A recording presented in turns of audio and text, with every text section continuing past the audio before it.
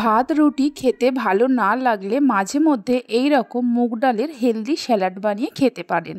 নমস্কার বন্ধুরা, রূপাস কিচেনে সবাইকে স্বাগতম। তাহলে চলুন দেখে নেওয়া যাক। শুরু থেকে শেষ পর্যন্ত দেখার জন্য আপনাদের কাছে অনুরোধ রইল। এখানে আমি এক বাটি মুগের ডালকে ভালো করে জল দিয়ে ধুয়ে নিয়ে 2 থেকে 3 ঘন্টার জন্য ভিজিয়ে রেখে দিয়েছিলাম। একটা পাত্রের মধ্যে কিছুটা জল নিয়ে গরম করতে বসিয়ে দিয়েছি। জলের মধ্যে হাফ চামচ নুন দিয়ে দেব। নুন দিয়ে নুনটাকে মিশিয়ে নিয়ে জল গরম হলে ভিজিয়ে রাখা মুগের ডালগুলো দিয়ে দেব।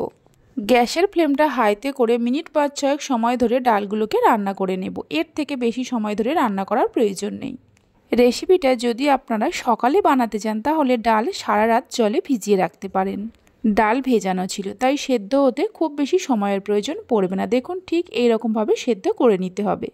একটা ডালকে হাতের মধ্যে নিয়ে দেখিয়ে দিচ্ছি। দেখুন ডাল সেদ্ধ হয়ে গেছে অথচ গোটা আছে। এবার ডালের জলটা ঝরিয়ে নেব। ডালের জলটা ঝরতে থাক। এদিকে গ্যাসের ওপর একটা প্যান বসিয়ে দেব। প্যানের মধ্যে অল্প একটু বাটার দিয়ে দেব। বাটারের পরিবর্তে অল্প করে সাদা তেলের ব্যবহারও করতে পারেন।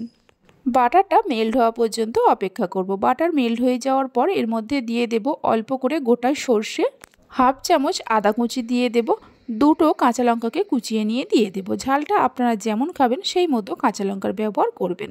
কয়েকটা কারি পাতাকে নিয়ে দিয়ে দেব। মিডিয়াম ফ্লেমে 10-12 সেকেন্ড ভেজে নিয়ে গ্যাসের ফ্লেমটা বন্ধ করে দেব।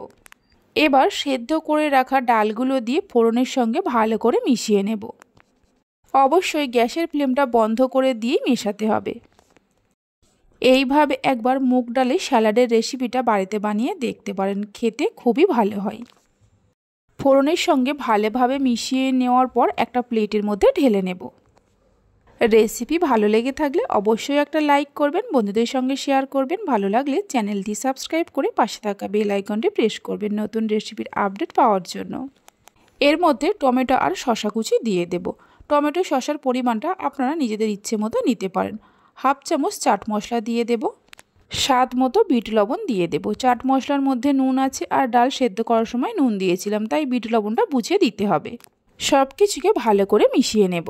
আপনারা চাইলে এই স্যালাডের মধ্যে চীনাবাদাম ভাজা, ধনেপাতা কুচি ও অল্প একটু সেদ্ধ আলুর ব্যবহারও করতে পারেন। স্কুল অফিসে টিফিনের জন্যও এই স্যালাড বানিয়ে দিতে পারেন। দেখুন স্যালাডটা কত সুন্দর হয়েছে আর খেতেও হয় খুবই সুস্বাদু। তাহলে চলুন ভিডিওটা আমি এখানেই শেষ করছি। আপনারা সবাই ভালো থাকবেন, সুস্থ থাকবেন। ধন্যবাদ।